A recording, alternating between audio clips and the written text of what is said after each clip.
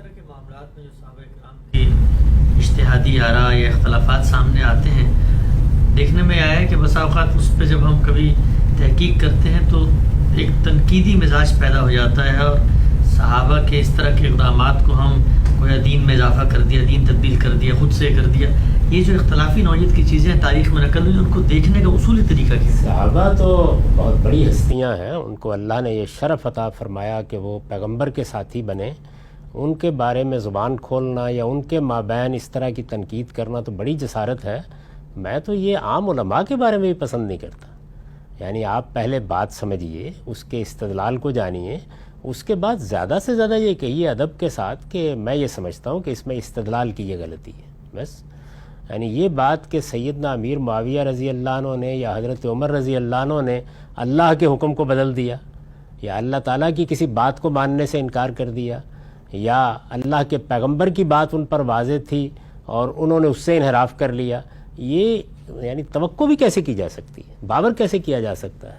ہم تو صحابہ کے بارے میں یہ رائے رکھتے ہیں کہ الصحابہ تو کلہم عدول، یعنی وہ اللہ کے پیغمبر کی نسبت سے، دین کی نسبت سے ہمارے لیے مرجع کی حیثیت رکھتے ہیں. ان کا اجماع ہے جس کی بنیاد کے اوپر یہ دین ہمیں پہنچا ہے. تو یہ تو ان کے بارے میں تصور بھی نہیں کیا جا سکتا. اور جو کچھ ہمیں ان کی زندگی کے حالات معلوم ہوئے ہیں، ان کی بنیاد پر یہ حسن ظن بالکل ٹھیک ہے ان کے بارے میں. وہ خیر امت تھے. خود قرآن مجید نے انہی کو کہا ہے کنتم خیر امت اخرجت للناس. تو صحابہ کرام کی مدح قرآن نے کی ہے، وہ پیغمبر کے ساتھی ہیں. ان سے متعلق میرے نزدیک جو طرز عمل ہمارے ہاں اہل سنت نے اختیار کیا ہے وہی صحیح ترین طرز عمل ہے. یعنی ہم مشاجرات صحابہ میں اس طرح کی تنقیدیں نہیں کریں گے. کسی چیز کا تجزیہ کرنا ہو تو خالص علمی طریقے سے کریں گے، اس میں ہر ایک کا احترام ملحوظ رکھیں گے. اگر کسی موقع کے اوپر کوئی ترجیح دینی ہوگی تو یہی کہیں گے کہ دین کے فہم میں جیسے اختلاف ہو جایا کرتا ہے یا کسی اجتہادی معاملے میں جیسے اختلاف ہو جایا کرتا ہے ایسا اختلاف ہو گیا.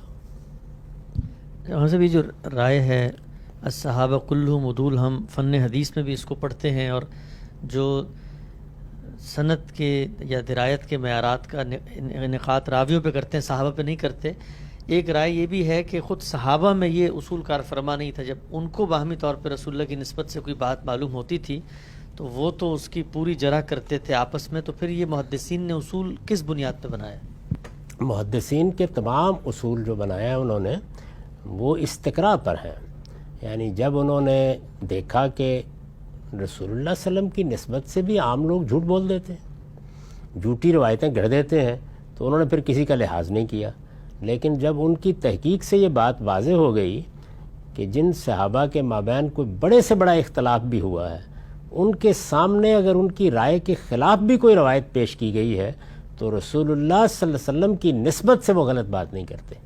تو اس استقراء کا نتیجہ یہ نکلا کہ یہ اصول بنا لیا گیا. جتنے اصول بھی محدثین کے ہیں وہ اسی طرح بنے ہیں جیسے علم میں اصول بنتے ہیں. یعنی آپ کسی علم کے کانٹینٹ یا اس کے ڈیٹا کا استقراء کرتے ہیں اور اس کی بنیاد پر اصول بناتے ہیں. انسانی اصول ہوتے ہیں. لیکن صحابہ کرام کے ساتھ کیا یہ معاملہ صرف محدثین نے کیا ہے؟ یہ خود اللہ تعالیٰ نے کیا ہے. یعنی یہ فرمایا ہے کہ کنتم خیر امت اخرجت للناس. یہ خیرہ امہ کے جو الفاظ ہیں آپ البیان میں اس کی تفسیر پڑھیے، یہ میرے یا آپ کے بارے میں نہیں ہے، اس امت کے بارے میں نہیں ہے، یہ صحابہ کرامی کے بارے میں. تو وہ خیر امت ہے. پیغمبر خیار الناس ہوتے ہیں، وہ خیر امت ہے. جب وہ خیر امت ہیں تو حسن ظن رکھیں گے نا ان کے بارے میں. یہی ہدایت ہم کو کی گئی ہے. اور آپ یہ دیکھیے کہ قرآن مجید نے انہی کے ہاں جنگ و جدال تک نوبت پہنچ جائے تو سورہ حجرات میں اس کا پیشگی ذکر کیا ہے. تو وہاں پر بھی یہ کہا ہے کہ اگر مومنین کے، مسلمانوں کے دو گروہوں میں لڑائی ہو جائے تو ان کے ایمان کی نفی تو نہیں کی. تو غلطی کی بنیاد پر کوئی چیز ہو سکتی ہے، غلط فہمی کی بنیاد پر کوئی چیز ہو سکتی ہے، تو اس کو آپ ادب سے بیان کریں گے. اور یہ جب ہم کہتے ہیں کہ ادب سے بیان کریں گے تو اس پر بعض اوقات لوگ یہ اعتراض کرتے ہیں کہ تنقید تو بے رحمانہ ہونی چاہیے. بھائی بے رحمانہ ہونی چاہیے، لیکن اپنے باپ کے سامنے جب آپ اس کی غلطی بیان کریں گے تو اس میں اور آداب ہوں گے. اپنے استاد کے ساتھ بات کرتے ہوئے بیان کریں گے تو اور لب و لہجہ ہوگا. تو صحابہ کرام کی بارگاہ بھی معمولی بارگاہ نہیں ہے، وہ پیغمبر کے ساتھی ہیں. تو اس وجہ سے ہمیں ان کے ادب کا لحاظ کرتے ہوئے بات کرنی چاہیے.